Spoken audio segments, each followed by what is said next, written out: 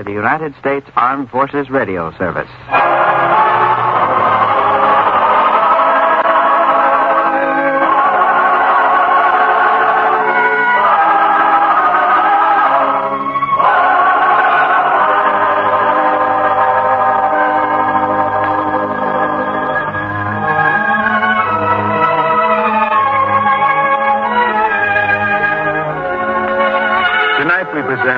Whosoever is Angry, a drama based on a teaching from the greatest life ever lived.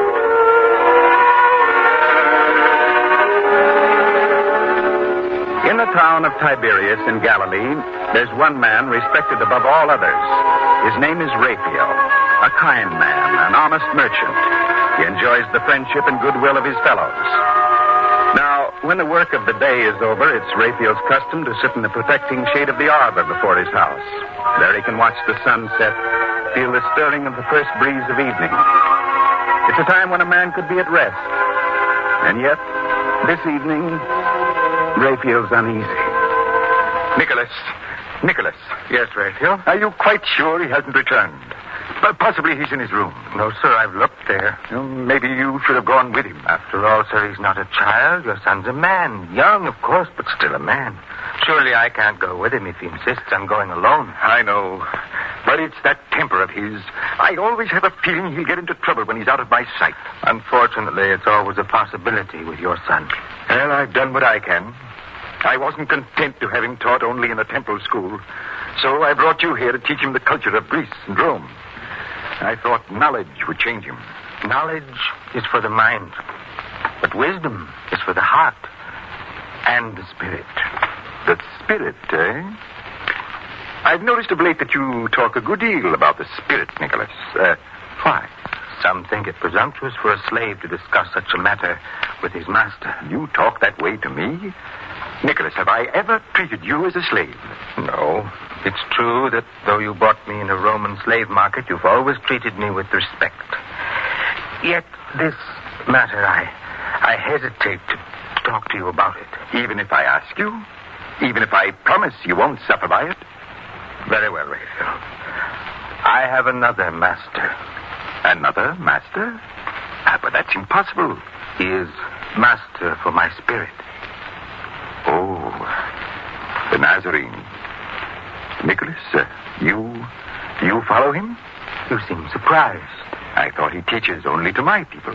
He teaches to all who listen and believe. I was even thinking that perhaps your son Samson could profit from his teaching. You mean it could help him with that violent temper of his? I think it could. Do I have your permission to talk to him? If it could help, of course you have my permission. You see, I should hate to pass on and leave him as he is now. Sir, I never heard you speak of death before. I have good reason now. I've been told I don't have much time left, and that it may come suddenly. Shock, excitement, anything. Oh, I'm sorry to hear that, Raphael. Now you see how important it is to me. I'd like to be sure of the boy before, well, in time, at least. Then I shall talk to him as soon as I can. Nicholas, someone has just entered the arbor. Oh, Samson, is it you? Good day, Raphael. Or should it be good evening? Oh, Phineas. You must forgive my intrusion, Raphael. I know you like to be alone this time of day, but there are some matters of business which can't wait. I said all I have to say to your man when he brought the figs to the marketplace. You cost me a great deal of money today, Raphael. I only refused to buy your figs. Oh, that's all. But when the word traveled around the marketplace, no one else would buy them either. I'm sorry. But I've cautioned you before, Phineas. Give me honest weight for honest coin. So now you're accusing me of cheating, is that I it? put no names to it. Only the next time you send me figs, make sure they're of good quality below the first layer, too. And now I consider this matter was finished in the marketplace. Hold on. I told you cost me a great deal of money today. What do you intend to do about it? I am always ready to buy fine figs at an honest price. That is all I can tell you. Then you don't care about the harm you've done me. You're too proud and important to worry about the likes of me, eh? Well, in that case, maybe I can return your little favor. Maybe I can give you something to worry about. We'll see. Yes, we'll see. Phineas, He's gone. I don't like that man. I don't like the evil things he suggests when he talks that way. But what could Phineas do to you, sir? Surely you're not afraid of him. A bitter mind can erupt in strange ways. Somehow, at times like this, I wish Samson were here at the house. He'll be back by dark. He always is. Wait, I can see him now. Strange. What is it? He's not alone. Not alone? Well, who is with him? Who is that? No one I've ever seen before. Samson, son, I've been waiting for you. Good evening, Father. You have a guest. I hope you don't mind, Father. He was a poor man I met at the city gate. He traveled a long way and arrived here penniless and without food. I thought we could do something for him. Why, of course. Anything at all, son, for your guest. Thank you, sir. I came here expecting to find my daughter and her husband. The last of my family. I thought they would take me in, but I find now they've moved on to another place. Well, you shall rest here and go on when you're able. Thank you. And bless you for raising so fine a lad as this one. A good heart. Yes, a good heart. I'll go with him, Father, to see he has everything he wants. Of course. There, Nicholas. There is the tragedy of it. So fine a lad, and yet there are times... Well, you know how he is at times. I know, sir. But now maybe I'd better help him make his guest comfortable.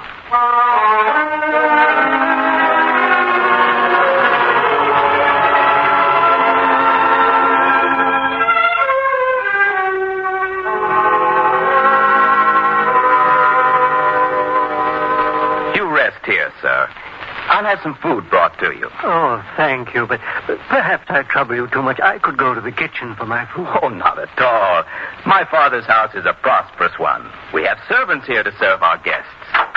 Samson, is there anything I can do to help? Oh, yes, Nicholas. Food. Bring my friend here some food while I help make him comfortable. Of course, sir. Now then, off with this dusty cloak. Oh, thank you. Then I'll pour some water for you. Now, that'll feel good for tired feet. It will indeed. Thank you, lad. I don't know what I would have done if you hadn't been there at the town gate. My own daughter, my last living child, and she isn't here. There, now you'll find her. Tomorrow morning we'll go from house to house here. Somebody will know where she and her husband have gone. Don't you worry. Ah, and here's your food now.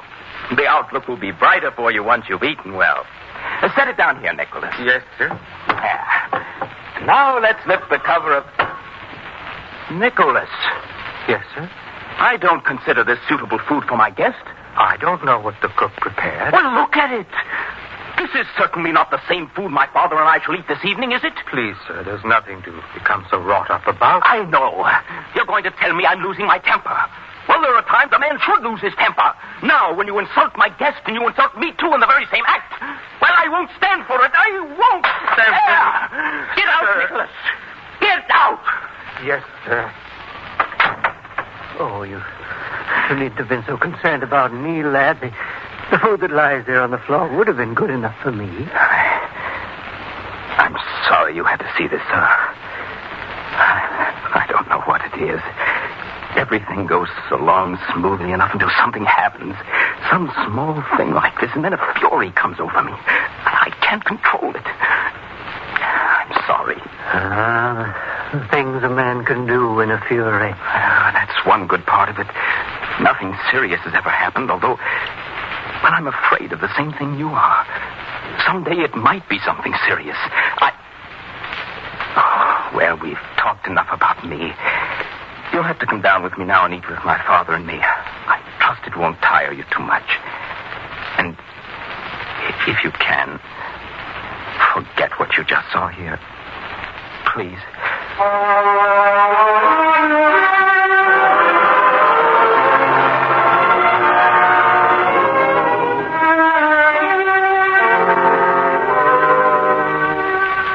Samson, has your guest retired for the evening? Yes, Nicholas.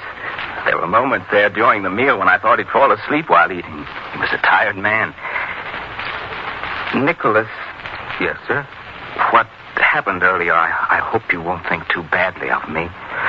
It's not my place to judge. Oh, that's not so. You've been as close to me as my own father. When I hurt you, I hurt myself. Then why do you let it happen? I don't know. I like people. I try to help them, treat them as I'd want to be treated. And then come those moments when I suddenly hate them, grow angry with everyone. Even then, I don't really mean any harm. And then you regret what you said or done. Yes. Samson, if you could change... Oh, if only I could. Would you do as I say? Anything. Would you go with me to hear the master just one time? The master? Well, why? Why not? I don't know. I don't want to be talked to, lectured to. Not even if your father wanted it?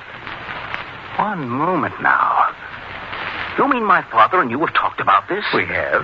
Well, I don't like that. We meant you no harm. I don't like being talked about behind my back. I don't like it at all. And I presume that's what goes on all the time, doesn't it? Is there anything strange about that? Your father loves you. I love you. We're only seeking your happiness. No matter how a conversation in this house starts, it always comes to the same point sooner or later. Now, leave me alone, both of you. I'll work out my own problems in my own way, do you hear? Please, you Samson. may tell my father that I'm old enough to determine for myself whether I'll go to hear the master. And I won't continue to be treated like a child. Do you understand? I do. I'll go on and tell him. I can't do Nicholas! that. My father's treatment of you doesn't change your place in this household. You're still a slave. Remember that. You're to do as you're told. Yes, sir. Well, don't stand there. Go and tell him. Nicholas doesn't have to tell me, Samson. Father. I heard what you said. I heard you ring the word slave in Nicholas' face. I didn't like it, sir. Well, then he should do as he's told. I think that you should apologize, Samson. Are you placing him above me? I'm trying to have you repair the damage you've done to an old friend. And I apologize. I will not. Samson, I've ordered you to... Father, what is it? Rachel.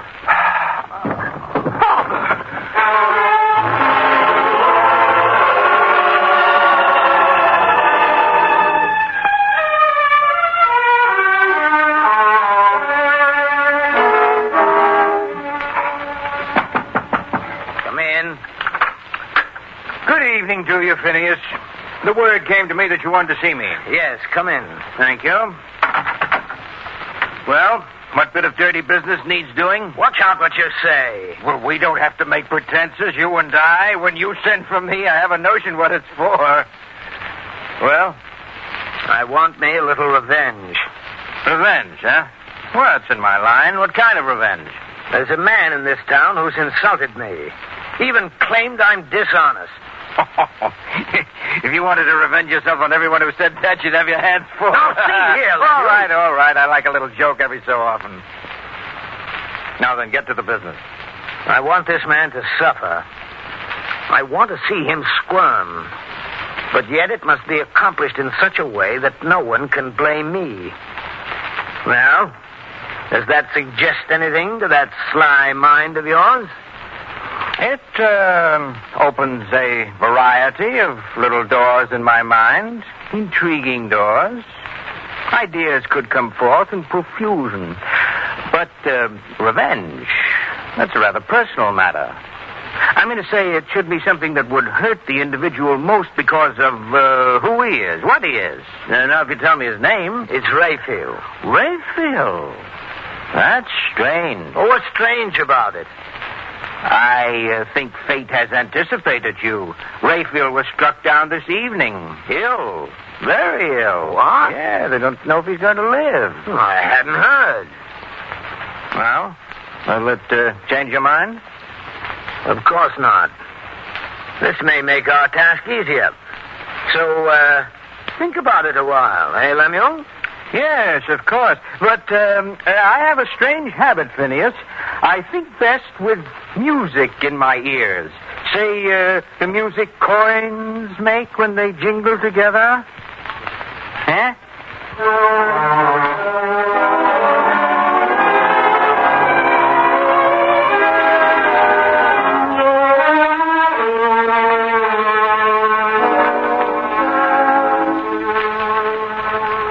Well, Nicholas, any improvement? I told you to get some sleep, Samson. Oh, I just lay there tossing. I thought I'd do better here. How is he? The same. I see. Samson. Son. Is that you? Yes, Father. How do you feel? I don't know. Father, will you ever forgive me? It was my fault. What have I done? What have I done to you? If I could only undo it. Evil is easier not done than undone. There's nothing you can do now for me. But there is one thing you can do for yourself. You are to go with Nicholas. Leave you? Yes. I couldn't do that now. You listen to me, son. The only thing I want now is some assurance that you will be well, safe. That can never be unless you learn to conquer your fury, your anger. So if you would do anything for me now, you go with Nicholas. See the master. Listen to him. I'd feel better if you did. If you say so, Father.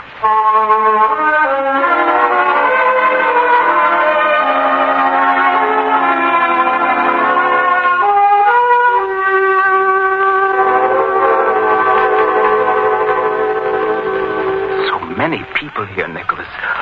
All of them trusting and believing in him. And now you know why. Yes. And when I think of the trouble that could have been avoided, if only I'd agreed to come sooner.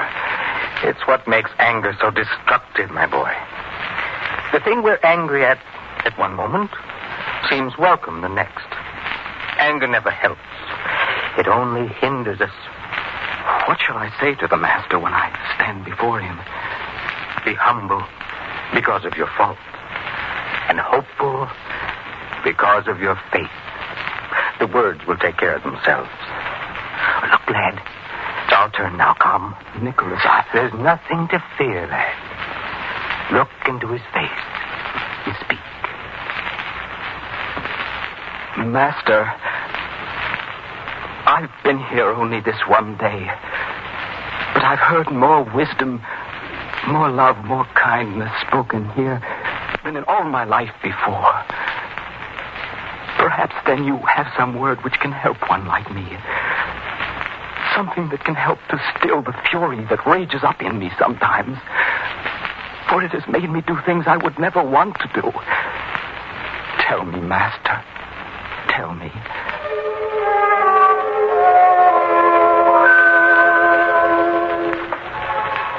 Ye have heard that it was said by them of old time, Thou shalt not kill, and whosoever shall kill shall be in danger of the judgment. But I say unto you, whosoever is angry with his brother without a cause shall be in danger of the judgment.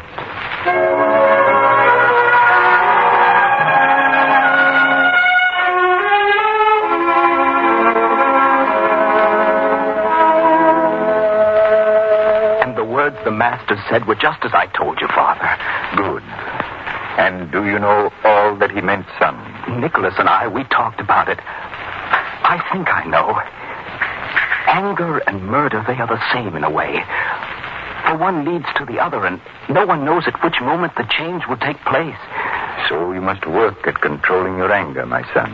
I promise I will. Promise? I've heard promises before. You must have the will. You must have the strength. You must have the desire to destroy your anger. I know. Good. Remember that as you take up my work. For I must turn it over to you now. There will be no more work for me again. Yes, Father.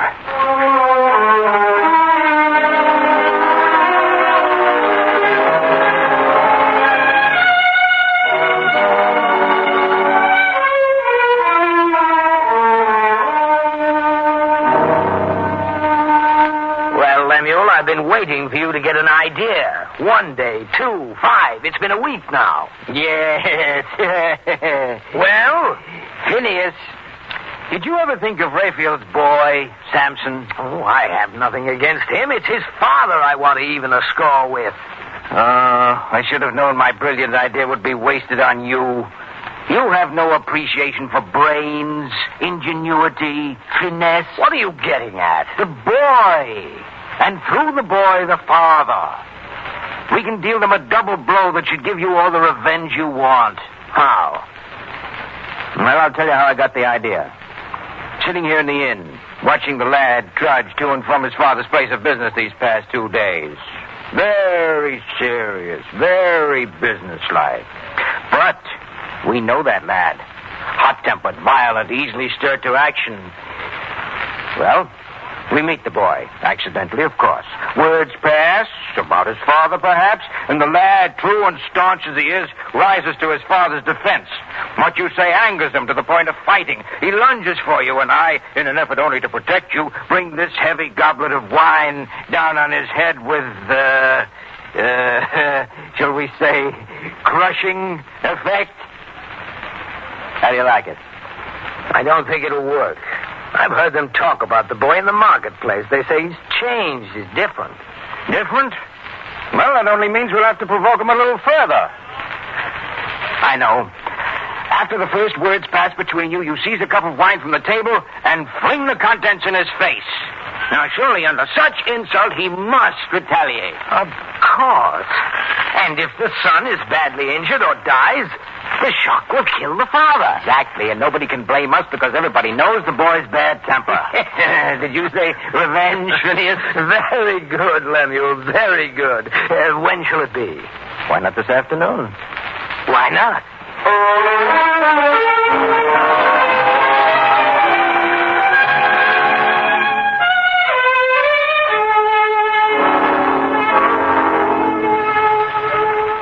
You see, Phineas, I told you, he comes by here at this time. Oh, that slave is with him. Nicholas, yes, every time, but don't worry about him. He's old. He can't stop us. Now, you'll be ready to hit the boy with your goblet. I wouldn't want him to get in the first blow. He could, he's a husky lad. Yes, don't worry, so just do as I said. Now, here he comes. I'll stop him, engage him in conversation. I will.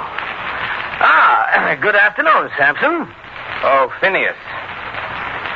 Good afternoon. Wait, don't go. I want to ask you something. Come, sir, we must return to the house. One moment, Nicholas.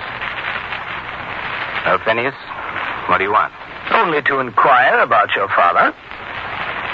He's getting better, thank you. Oh, I'm glad to hear it. Very glad. Well, I must admit it's a surprise to hear you speak that way about him. But why? Because we've had our little differences from time to time? It's nothing. After all, who knows where shrewdness leaves off and dishonesty begins? The old man's a fox, eh?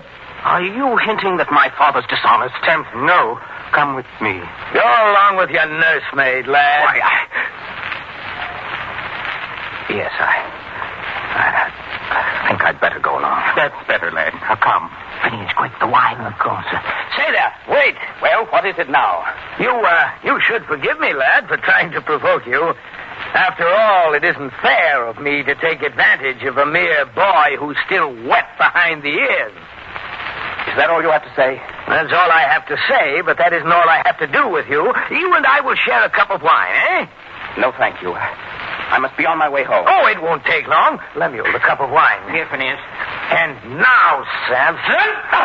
Why, you Samson. Go on, Samson. Say something. Do something. Or has the wine dampened your spirits? Phineas. Yes? Phineas, I find it difficult to do this, but I must do it nevertheless. Samson, lad, no. No. Take your hand off my arm, Nicholas. Please, no, let me alone. Phineas, I may be an amusing sight to you now, with wine staining my face, dripping down on my coat. But I thank you. You thank me? Yes. This wine, I can wipe it off, wash it away. But I would never have been able to wash away your blood if I'd allowed my fury to go unchecked.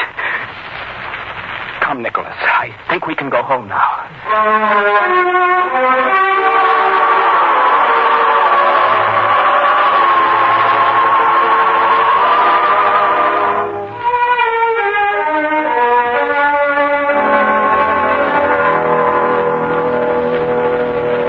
I heard some. Nicholas told you? I'd rather rather he hadn't. You shouldn't worry about such things now. Now that I know what happened, how you conquered your anger, I don't have to worry. Not anymore. How did it feel, son? At first, I thought the old flames of anger would burn the reason out of my brain. Then I remembered what the master said, and I could see it all clearly. In my anger, I could have destroyed Phineas.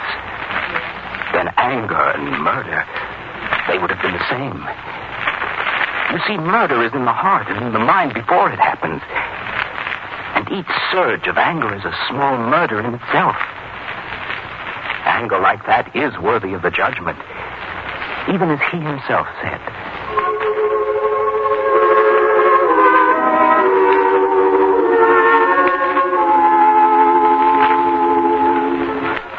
Ye have heard that it was said by them of old time, Thou shalt not kill, and whosoever shall kill shall be in danger of the judgment. But I say unto you, whosoever is angry with his brother without a cause shall be in danger of the judgment.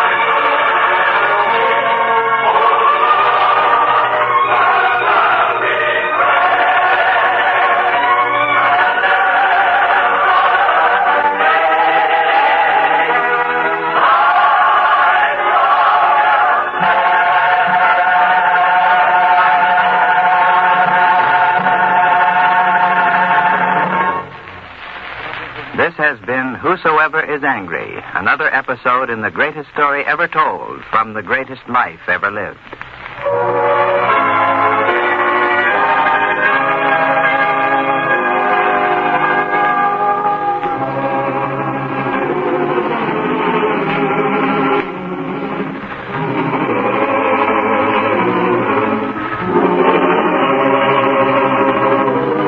The Greatest Story Ever Told was a presentation of the United States Armed Forces Radio Service, the voice of information and education.